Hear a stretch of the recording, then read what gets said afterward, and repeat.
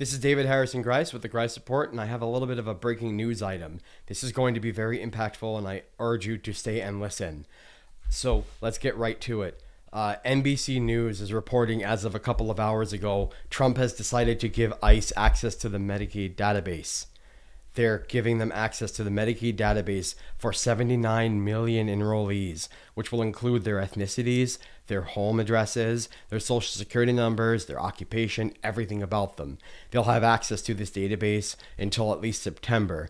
They're not allowed to print the database, but we all know how easy it is to just take a phone and go click, right? So, obviously they're going to be having that information one way or another.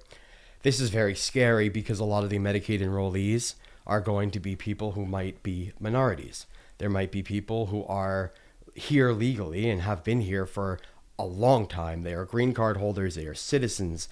And here's the language that ICE used according to NBC. They're going to go after people that they believe are here illegally. This is very, very bad because it leaves a lot of ambiguity and a lot of room for interpretation.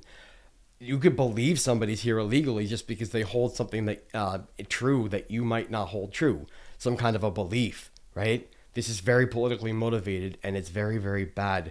And I'm going to post the source down in the comments. So please, when you get a chance, check out the comments and make sure to like and subscribe because we're going to be bringing you the latest news every day.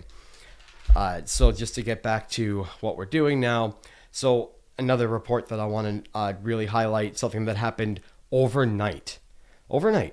Democracy dies in darkness, right? Well, democracy is dying in darkness. Overnight, we had a legislative session for about, a couple of hours at about 2 a.m. And they call this a vote-a-rama. I'm sure you're probably familiar with that term. This was a very secretive legislative session in which the Senate needed to vote on a funding cut package that needed to go back to Congress before Friday. They did this without announcing it. They did this in the cover of darkness at 2 a.m. when nobody was awake to watch it. And this is bad. This is how fascism works. Democracy doesn't happen in the darkness. Fascism does. Now, the bad parts about this bill, they're cutting foreign aid and they're cutting public broadcasting. So if Congress signs off on this version of the bill and it passes tomorrow, guess what? Goodbye PBS.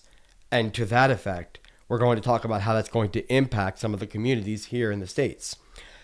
So NBC News reports that 59 tribal radio stations will be impacted by this funding cut.